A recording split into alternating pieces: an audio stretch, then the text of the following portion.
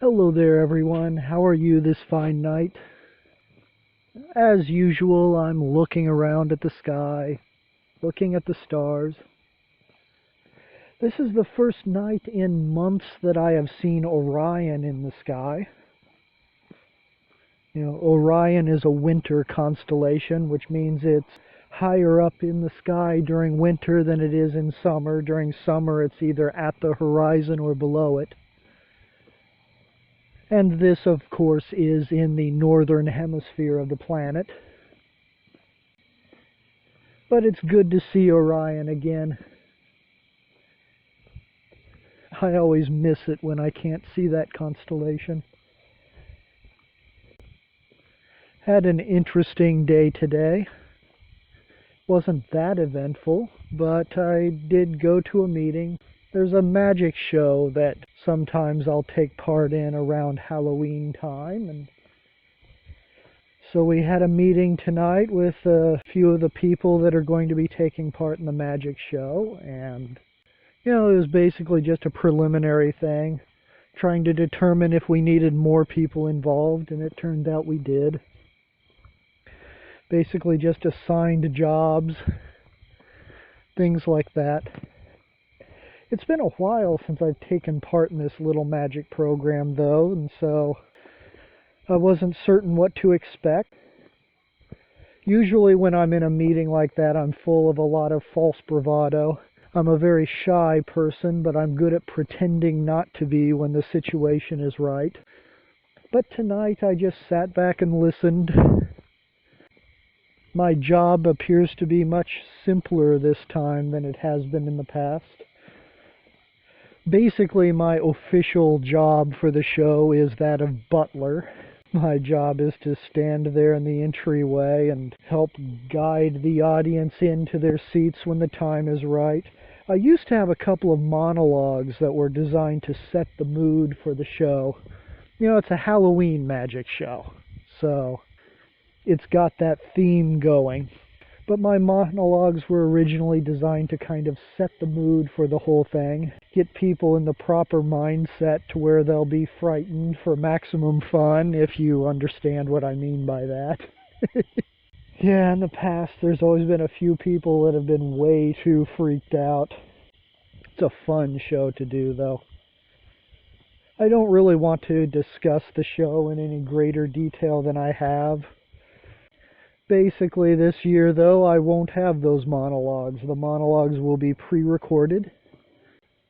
The man recording the monologues is a good friend of mine, and his voice is much better than mine. Besides a pre-recorded monologue, it's one less thing that can go wrong. Stage magic versus real magic. It's an interesting subject. I do believe that magic really exists. I don't like it when people call a stage magician a magician. A stage magician is not a magician, that's an illusionist. A magician it's another word for wizard. Wizard, magician, magi, wiseman, that's what these all mean. A practitioner of real magic. For anyone who's interested in real magic, though, I highly recommend that you learn a lot of stage illusion. Because people are very easy to dupe.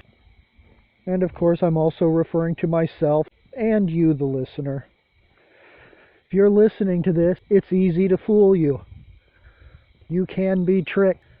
But it gets a little bit harder to trick you when you know how stage magic works. When you know the tricks that people use to fool you, you become far more astute at picking out the bullshit. Picking out the bullshit, that is a skill that we all need. The direction that this current presidential election is going is proof of that. People need much better bullshit detectors.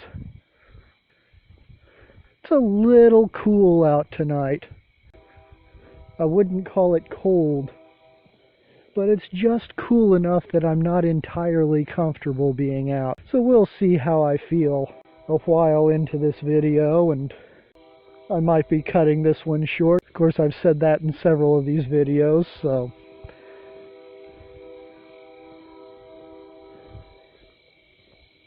And once again, there's the galactic arm stretching across the sky. The Milky Way galaxy. The nighttime sky is such a beautiful thing. I don't think I'll ever get tired of looking at it.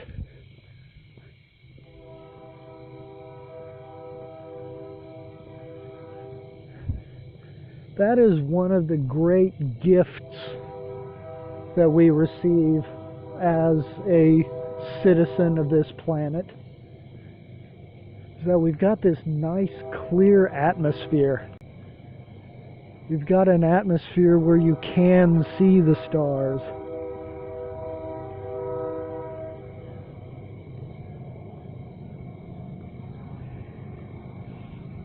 Train cruising by in the background again. I hope that it's not overpowering my voice too badly.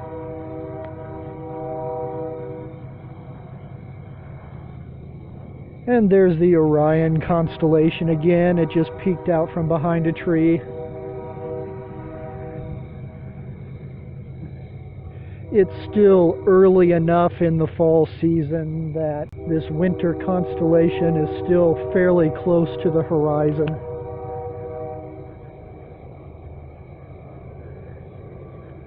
But there we go. I just walked out of the neighborhood lights into a dark area where the light from the stars just gleam.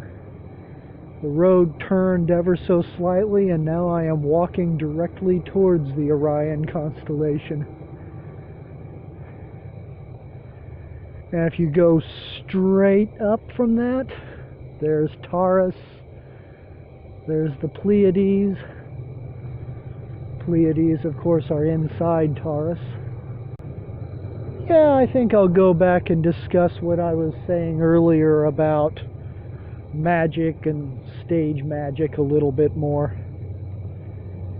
I would always recommend that anyone who is even remotely interested in spirituality of any kind, that you take the time to do at least a little bit of research into stage magic.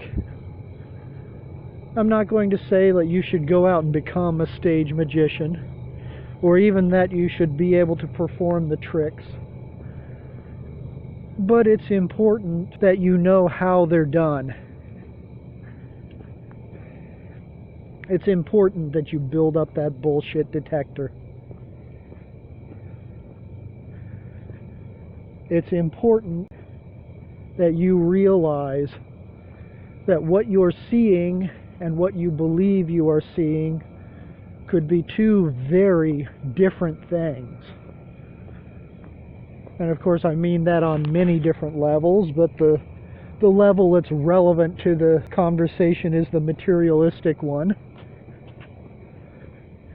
And that, of course, is that the miracle or the amazing thing that you think you're looking at might actually just be sleight of hand being performed by someone who knows how to fool you.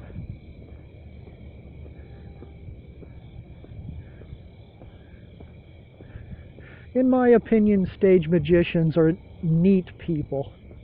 I enjoy their company. I'm not one of them. I've never had the desire to acquire that skill set. But I like the kind of person. You know, they're fun to hang out with. I would also recommend that anyone out there who's even remotely interested in spirituality of any kind should also spend a little bit of time learning about the way their optic nerve works. Now, once again, you don't have to be a master. You don't have to bore your death or reach the level of being a professional optometrist or anything. But you should know enough about the way your eyes work that you can recognize when this weird thing that you're seeing is really just a trick of your nervous system. It's really all about your own sovereignty is what it is. As long as you can be fooled, someone can trick you into thinking what they are something what they aren't, even if they're not doing it on purpose. You should know enough about what's going on around you. You should know enough about the things that you are seeing to recognize when the thing you're looking at is not what it appears. Of course, if we really wanted to get into the nuts and bolts of this, well, here a few videos back I did mention the whole noumenon or noumenon phenomenon thing. Once again, the noumenon is what a thing really is, whereas a phenomenon is how we perceive that thing. And when it really comes down to it, we're only capable of experiencing the phenomenon. We never really know what that object's noumenon is.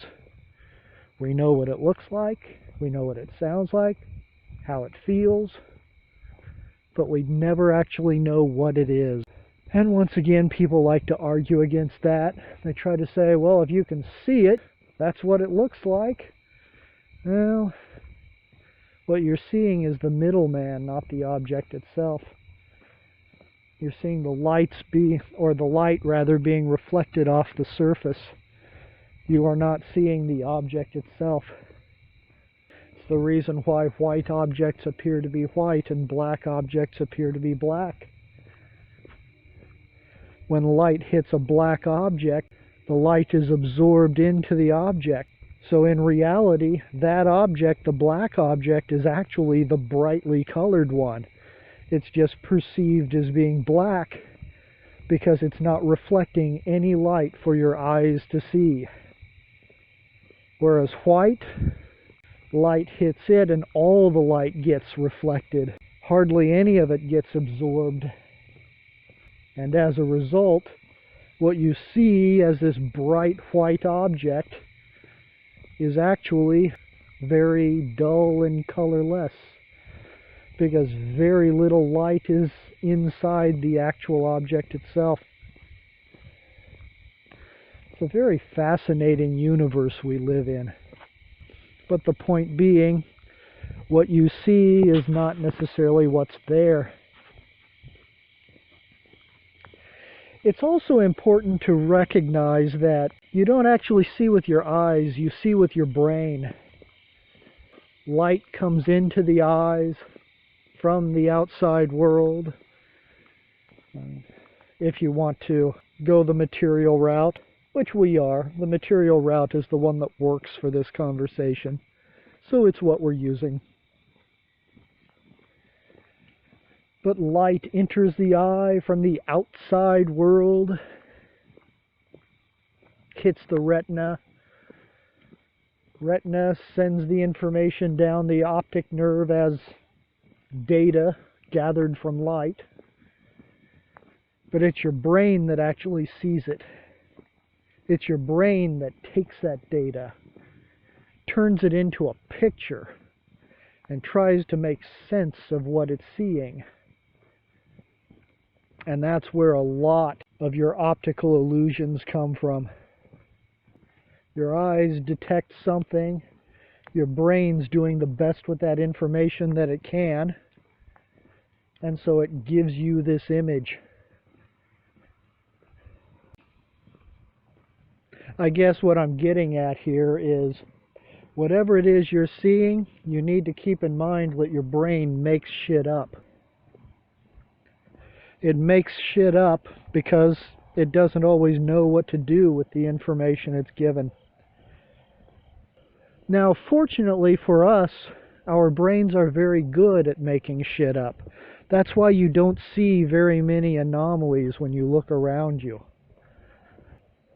You don't notice most of the flaws in your vision because your brain is good at guessing at what it is you're actually looking at. But it's only a guess. when you think that what you're seeing is the actual thing, you're going to start running into problems because you're ignoring the fact that your brain is just trying to figure things out too. And you might remember this from your high school biology class, depending on your age. I don't know. A lot of the younger people I've spoken to in this country, they're perfectly intelligent young people. Very, very smart, very clever. But they weren't taught dick in school. They weren't taught anything. So much of this stuff that you should know weren't even discussed to them. So who knows if people these days are even taking any kind of high school biology class. But if you are a person who did take a biology class in high school, then one of the things that you were probably taught is that all human beings have a blind spot that they can't see.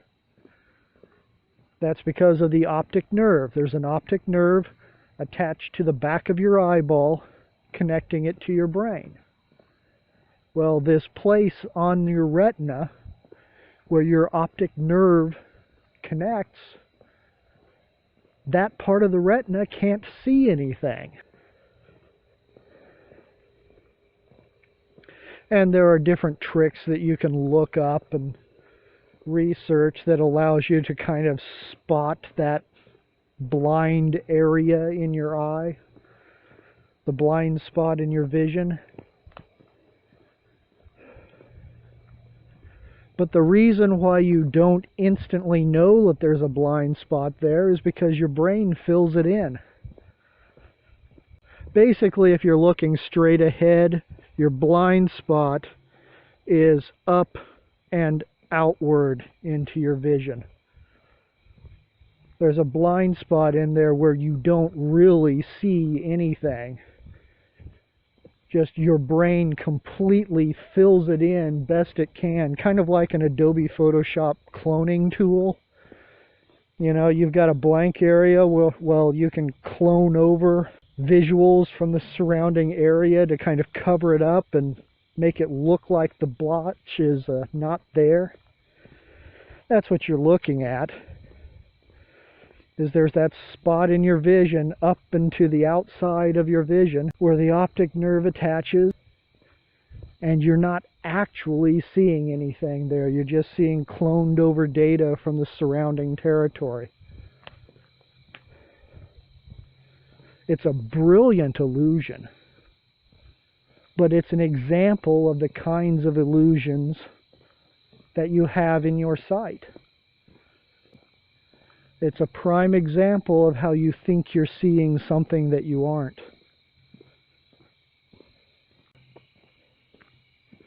Had a very good dinner tonight. Oh God, I love good food. Had some homemade Fettuccine Alfredo. And I do not understand why people would actually go to the store and buy Alfredo sauce. Alfredo sauce is one of the easiest things you can make. Just in case you are interested, basically the way you make Alfredo sauce, it's equal parts shredded Parmesan cheese with milk cream. You throw in some butter. Basically, if you're making like, I think, 1 stick of butter per 2 cups of cheese and cream. That's 2 cups of cheese and 2 cups of cream. But you just mix these 3 ingredients together. You stir slowly over a very low heat until it turns into a sauce. Boom, Alfredo sauce. Parmesan cheese and milk cream. We are experimenting around with making a less fattening version, though. I think we're going to kick out the butter once or twice and see how that works.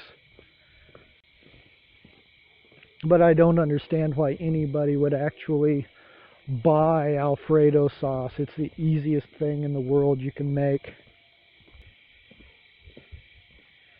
There are some coyotes howling back behind me.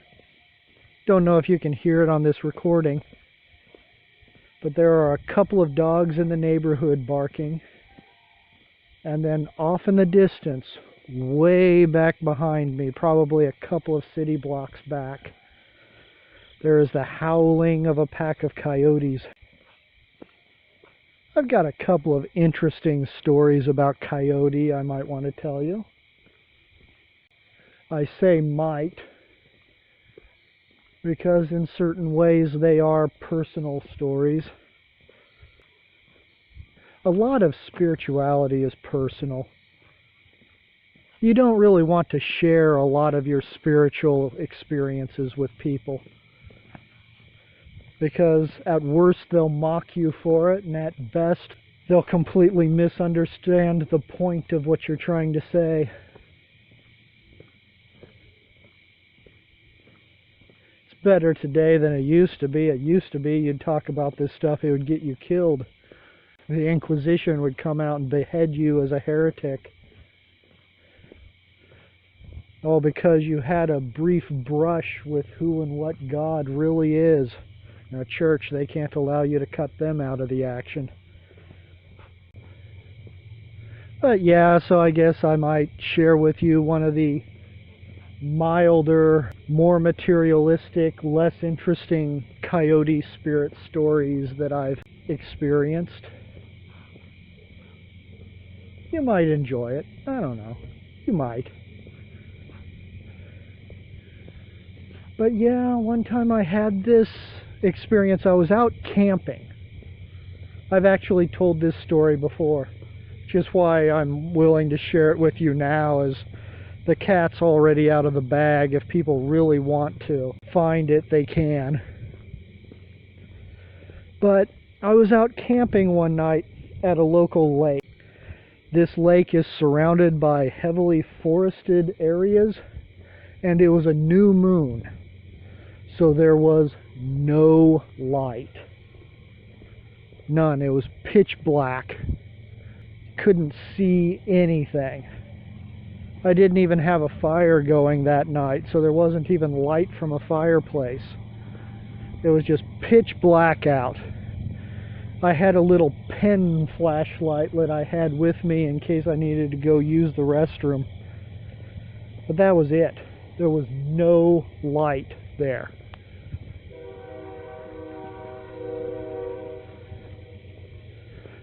So I was laying in the tent trying to sleep. And Coyote Spirit has this thing that he likes to do whenever he really wants my attention. He hasn't done that to me lately because I've gotten in the habit of going, okay, Coyote, I'll be paying attention, so if you want to tell me something, just say it in a less invasive way. But back then I wasn't really looking for communication from Coyote Spirit. And so Coyote had this thing that he would do. We're discussing Native American animal totems here, by the way, in case you're not familiar. But one thing that Coyote Spirit would do whenever he wanted my attention is he would grab my arm and start tossing it around. So I'm laying there trying to sleep and my arm just starts flopping around, you know, something's grabbing it and throwing it around. And so I'm like, Coyote, I'm tired. I just want to get to sleep. And so in response to that, I heard a bunch of coyotes outside of my campsite just start howling away and making up all kinds of racket. Yeah, making it very clear that he had something he wanted to tell me, and he was not going to let me get to sleep until he said it. So I go, okay, all right. So I get out of the tent. Once again, in the middle of the forest, at night during a new moon. That means no light. Pitch black. So I find my way out of my tent. I zip it shut behind me, and I go out into the middle of my campsite, and I just sit down in the dark. And I just start waiting. Yeah. Coyote Spirit's already made it clear that he was going to tell me something. So here I am, sitting in the pitch dark in the middle of the forest, waiting for something to be communicated. After about a minute of my just sitting there in the pitch black, I heard the most ghastly sound I have ever heard in my life. It was like a high-pitched growl. And the thing is, I don't know if it was a coyote or not. But it was the most horrific sound I'd ever heard in my life. And it was coming from like 10 feet away, whatever it was. And it was such a scary noise that my skin prickled, the hairs on the back of my neck stood up. Whatever the hell this was, well, let me put it to you this way. I had a thought that went through my head. And the thought was, well, look at that. The body I'm wearing is terrified. Isn't that interesting? Well, I guess I'd better start turning this fear into an emotion that's more useful. And I proceeded to go into meditation, and I turned that fear away from fear. And after I'd gotten the fear that my body was feeling under control, and that's a very important part of the story, is that I wasn't afraid. My body was scared shitless, but I wasn't afraid. There was a separation in there. I was recognizing a difference between myself and my body. So anyway, I turned this fear into something more useful. If I remember right, I turned it into some kind of a reserve emotion that I could put wherever I wanted to later. But after I'd done this, I just said out loud into the darkness, whoever's out there, if you want to be my friend, I invite you to come over and sit with me. If you don't want to be my friend, go the fuck away. And I heard another growl, followed by the scampering of feet as whatever it was moving off into the distance. And that was one of my many experiences with Coyote Spirit. And I really think that whatever it was Coyote Spirit wanted to communicate to me, it was about that separation between myself and my body. It was about that recognition that I am not my body.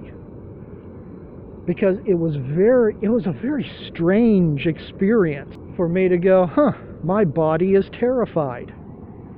You know, the idea of my body not being me was something that intellectually I knew, but I'd never actually experienced that before this occasion. Anyway, after that incident, I went to sleep just fine. It's like Coyote had taught me whatever it was it wanted to teach me. Coyote does seem to enjoy teaching you lessons about fear. I'm not going to lie to you and say that I'm an expert on the Native American Coyote Spirit in any way, shape, or form. And of course, the only reason why I'm calling it Native American is because that's the culture that's most familiar with this phenomenon. but the idea of animal spirits and animal totems is actually a universal one. Doesn't matter who you are or where your spiritual bloodlines originate. Animal spirits are there. Animal totems will talk to you as long as you're listening.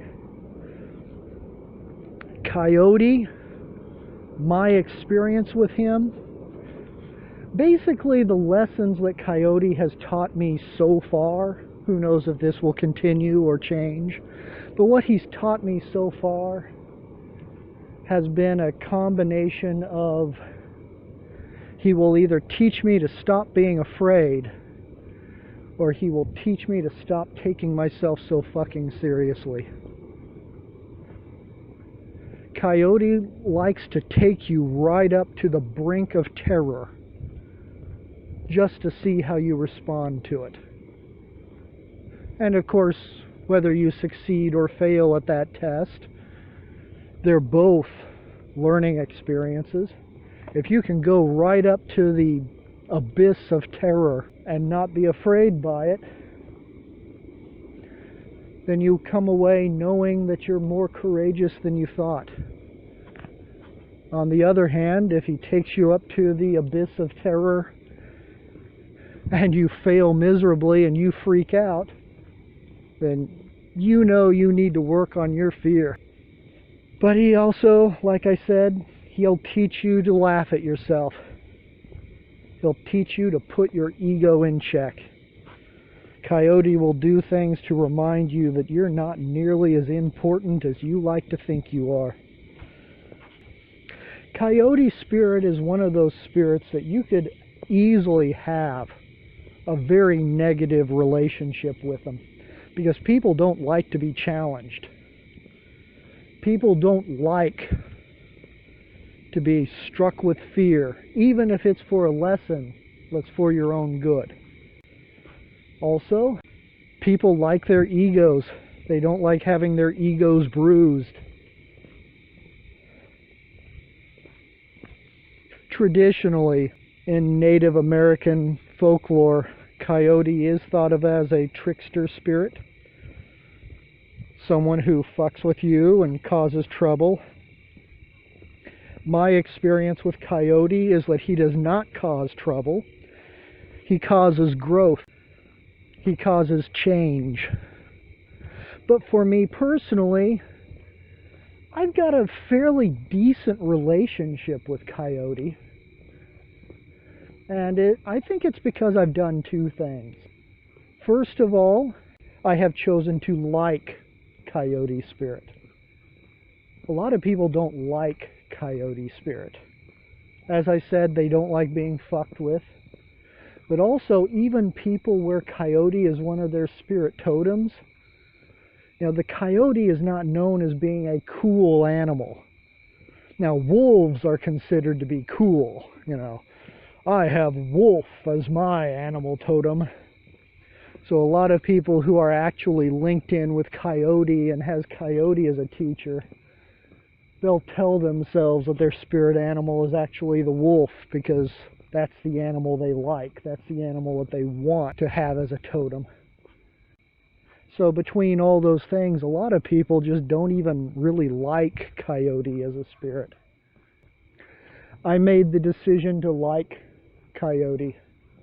Coyote really likes affection. He really does. If you're having problems with Coyote Spirit, I would recommend that you just reach out with your psychic arms and you give that fucker a big, well-meaning hug. Just really give him some affection. Coyote enjoys it. He really does. He responds to it very well. But that's one thing that I've done to make Coyote less painful to have around. The other thing I've done with Coyote Spirit is I have made the decision that I would look for the lessons that he's trying to teach me without waiting for him to go to extreme measures in order to get my attention. I mean, he does It has been years since he has grabbed my arm by the fingertips and started tossing it around to get my attention. It has been years since he's done that. It's also been years since he popped me in the small of the back and sent me flying about 4 feet up into the air above my bed, but that's another story. I won't tell you the story about him popping me up in the air like that, but I will tell you that it's a funny story. Coyote laughed at me so much over that. He thought I was hilarious. And I was. I was like, what in the fuck just happened? Well, I will tell you this part of the story, though. There's this shaman that I'll interact with occasionally through the internet, and I shot her an email the next day going, I just got popped up into the air. And she's like, yeah, I don't know what happened, but Coyote Spirit is sitting here next to me and he is laughing his ass off at you.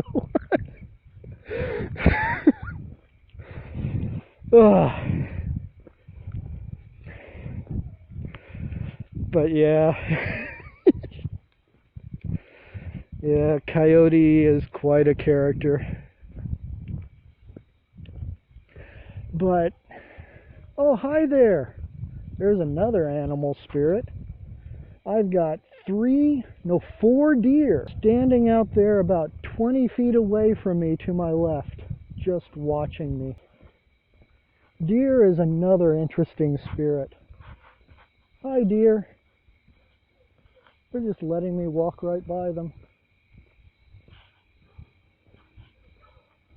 I don't know if deer is one of my animal totems or not, but deer is an interesting spirit too. They are a spirit that teaches calmness, kindness, and self-sacrifice. Who knows what else they teach? All my interactions with them have sent me in that direction. Also, the shaman that I will interact with on the internet a few times, that's what she tends to say about deer too. So who knows if my opinion of deer is, how much of it is based on my experience and how much of it is based on what she's told me. That's kind of the danger of having any kind of a teacher, is they tell you stuff and that gets in your head and it may or may not be true, but you treat it like it's true. Very important to recognize that happens sometime. But regardless of the source of that information, it appears to be true as far as deer is concerned. They do seem to be very calm, very quiet, skittish, but calm. And they do seem to teach a lot about self-sacrifice. I also find deer to be a beautiful animal. People who garden a lot hate them, though. I know that we've got some seedlings that we planted in our yard. We had to find ways to keep the deer from eating all the fresh green leaves that the seedlings would sprout. Because, you know, the seedlings, they'd be growing along just fine. They'd grow little green branches. Little delicate little leaves would form around the branches. Tree would be growing all nicely. Please forgive the absolutely abysmal speech patterns I've got right now. But all these delicate little leaves would sprout from their fresh new branches. And a deer would wander into the yard and eat off all the leaves. And the seedlings would die. About that time, I chose to sit down and meditate on the purpose of communicating with deer spirit. And I attempted to negotiate a truce with the spirit on the seedling's behalf.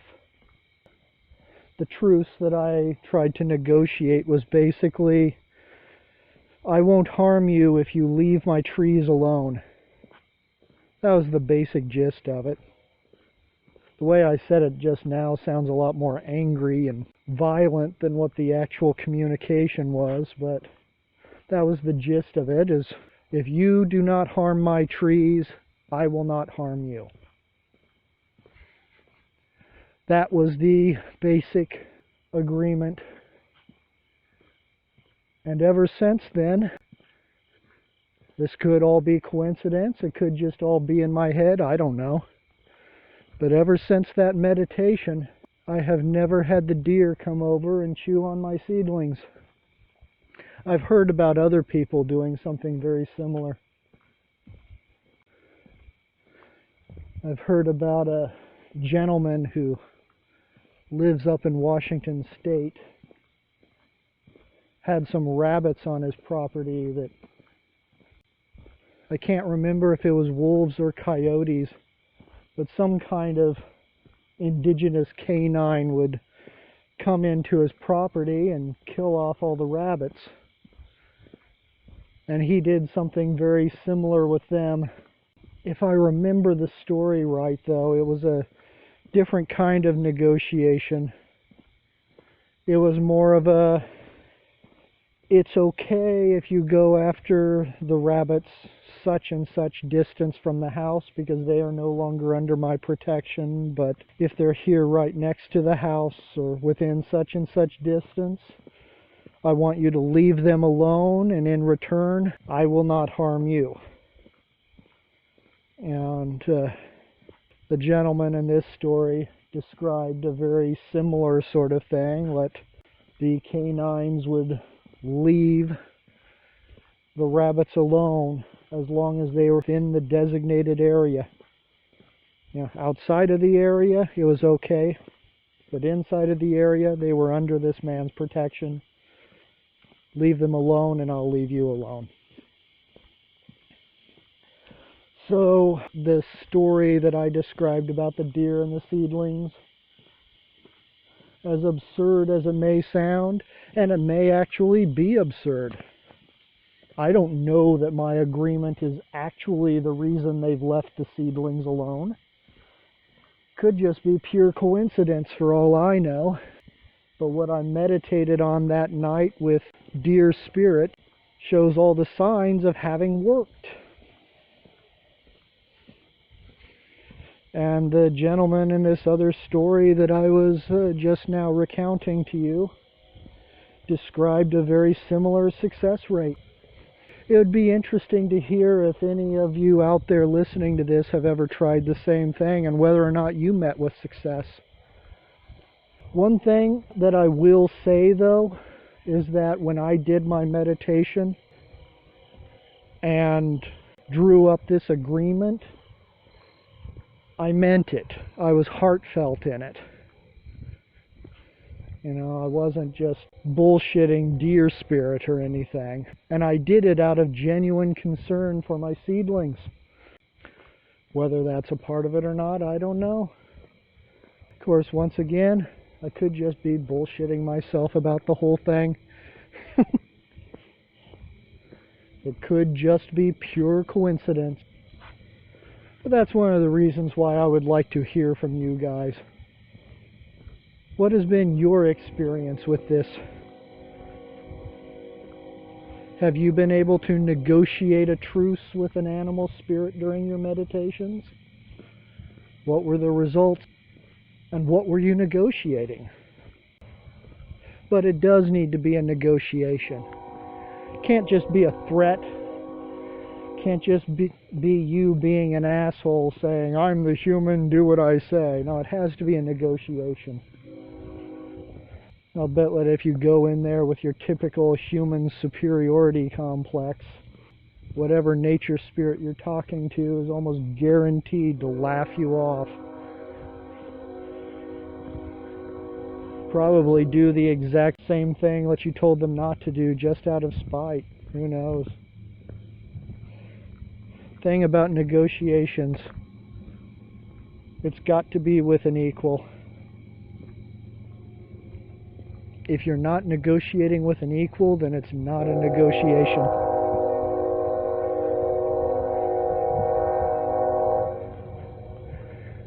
I would be really annoyed if it turns out a deer wandered into my yard tonight and chewed up my seedlings.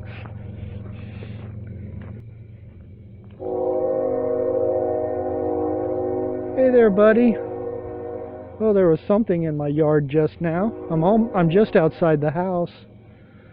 It was small, though, probably nothing more than a neighbor cat. There's an orange cat that's been hanging out around my house the last few days.